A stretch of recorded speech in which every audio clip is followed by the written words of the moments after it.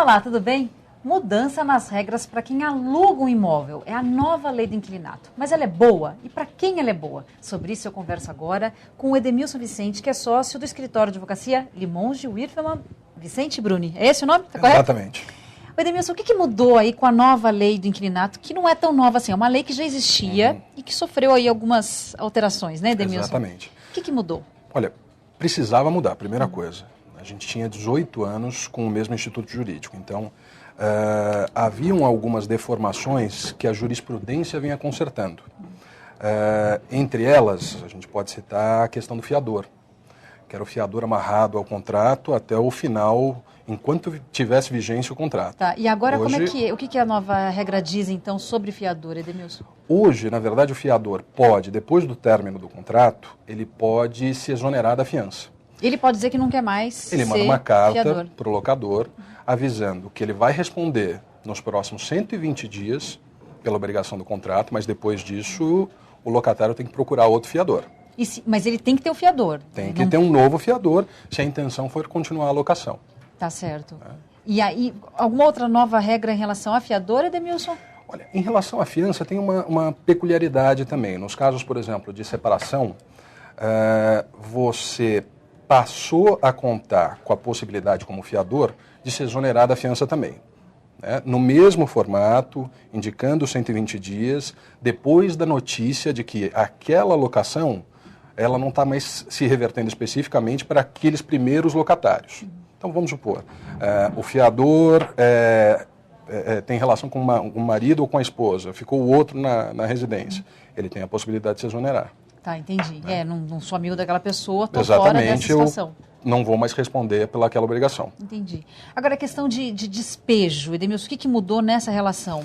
Despejo, na verdade, você teve uma melhora operacional. O despejo na antiga, sem essa alteração, ele acabava se alongando demais, né? Então, hoje você consegue, por exemplo, dentro desse novo formato, imaginar um despejo com 2, 3 meses. Mas para quem está alugando, o inquilino, então piorou? Na verdade, não piorou, porque a ideia é que o mercado seja mais benevolente com essas contratações.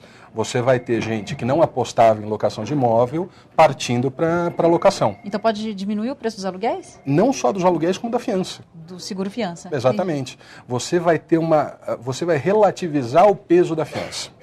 Então, por exemplo, até tem um produto que está sendo desenvolvido pela Caixa Econômica Federal, que é um cartão que você vai indicar para pagamento do seu aluguel.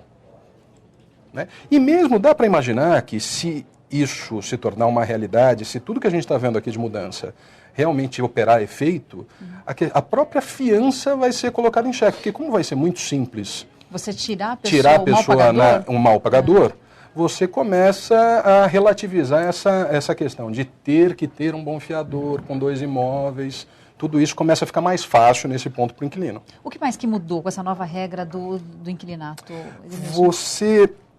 Em relação ainda à questão do despejo, havia necessidade antigamente de, até uma questão operacional dentro dos cartórios, de um mandado seguido de outro mandado para o despejo. Hoje é um único mandado.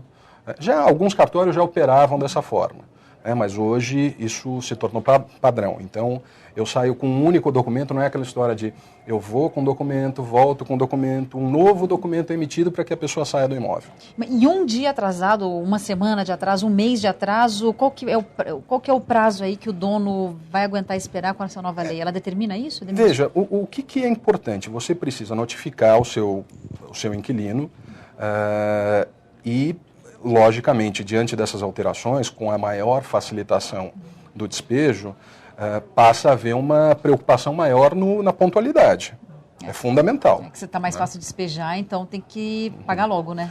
Exatamente, mas eu acho que isso importa mais em segurança, né, do que qualquer outra coisa.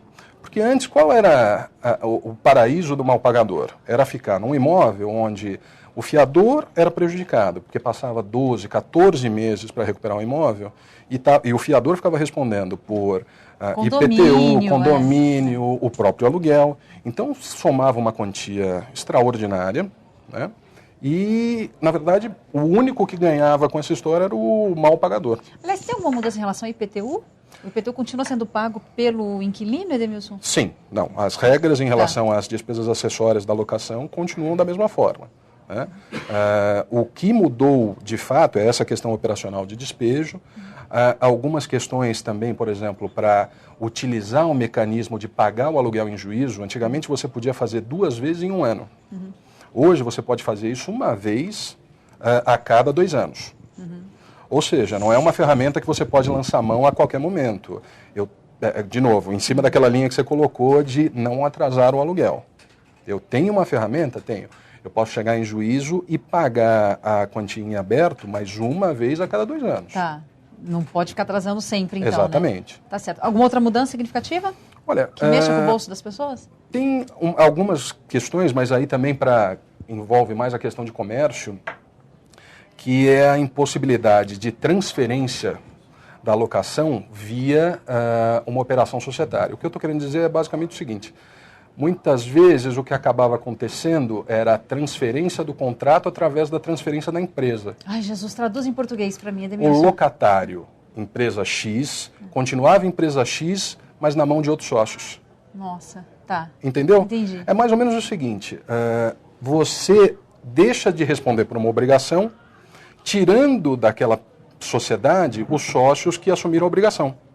Então, tenho novos sócios que não têm relação com o locador, né, e que não foram o motivo da locação, assumindo aquilo sem qualquer problema ou restrição do locador. Hoje não é mais assim.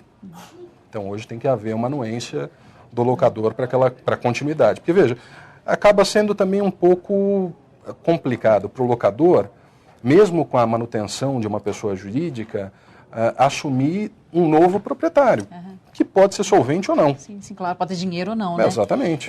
Então, para a gente fazer um resumo da ópera, aqui a nova lei do inquilinato, para quem é um bom pagador, não só muda melhorou. nada. Não muda nada. Eu acredito que melhorou. Por quê? Os Porque preços podem cair. Eu acredito que em 2 frentes. Primeiro, pela questão da fiança, que antes era algo imprescindível. Você concorda comigo que para cobrar 14 meses de aluguel com alguém que não está pagando, que era a expectativa mais ou menos de retomada do imóvel, tinha que ter um bom fiador. Né? Então tinha toda aquela história de 2 imóveis, a pessoa tinha que ser uma pessoa sem restrição financeira, sem nada. Quando você consegue despejar com 2, 3 meses, não é mais uma coisa, não é um impedimento.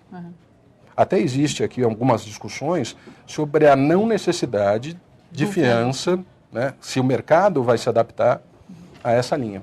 Edemilson Vicente, muito obrigada por ter vindo à Economia, falando aqui um pouco mais sobre a nova lei de inquilinato, colocando um pouco mais de ordem aí nesse mercado. Obrigada por ter vindo. Imagine, foi um prazer. O prazer foi meu também. E obrigada a você. O prazer foi meu também de te receber aqui no UOL Economia. Até a próxima.